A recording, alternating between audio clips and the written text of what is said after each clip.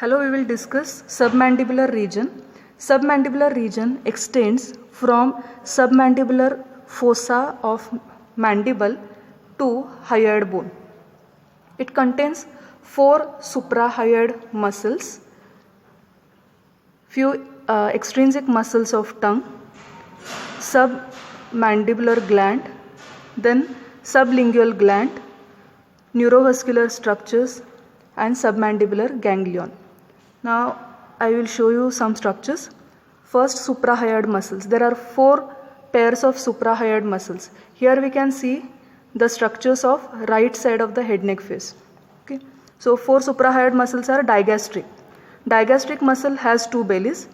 This is anterior belly of digastric and this is a posterior belly of digastric.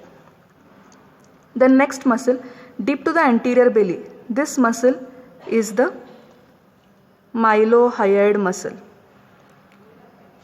Then posterior belly of digastric, it is always accompanied by a thin muscle. This is stylohyoid muscle.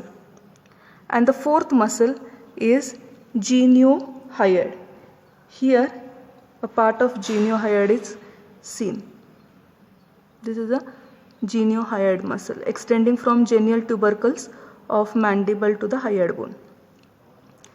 Now few extrinsic muscles of tongue are also seen.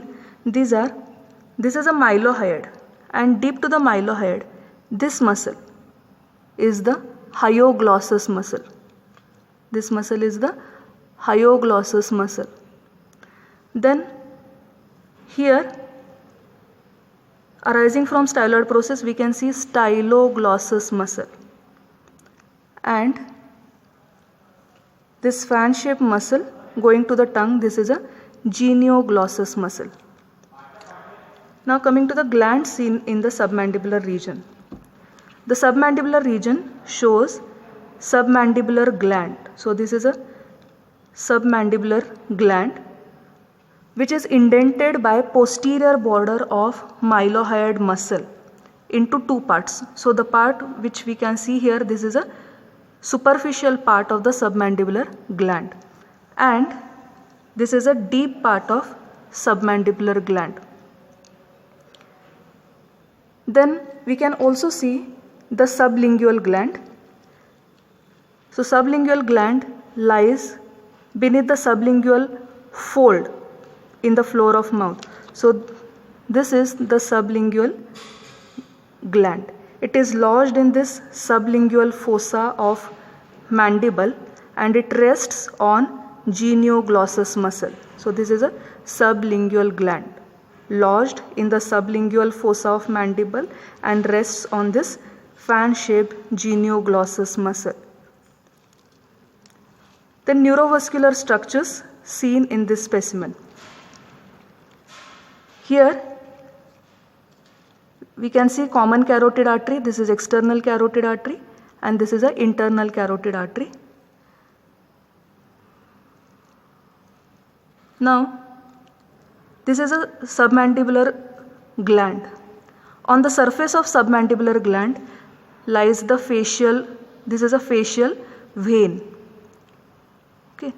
And deep to the gland, this is a facial artery.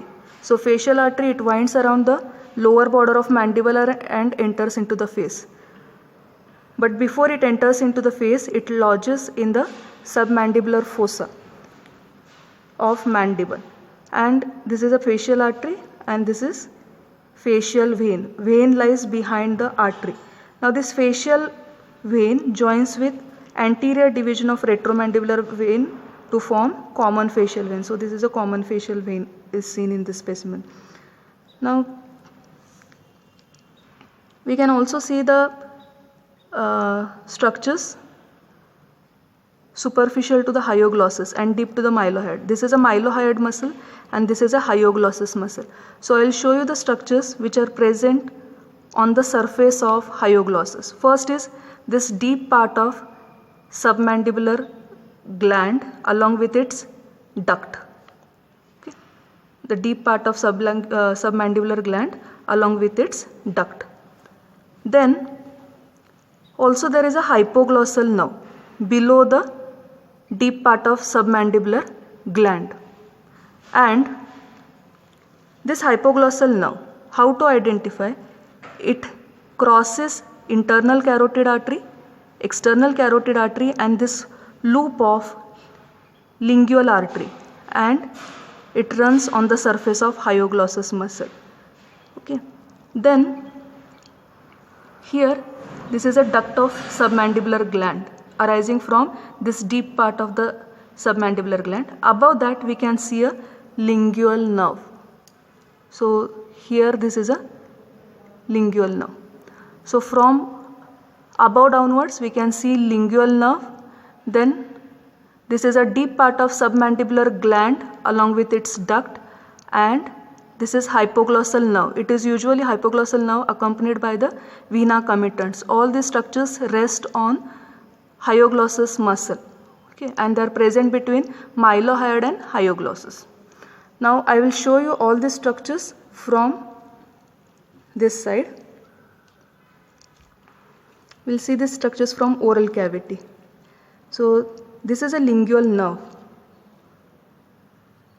and you can see that lingual nerve, it is directly related to the mandible, 1 centimeter below and behind the third molar tooth.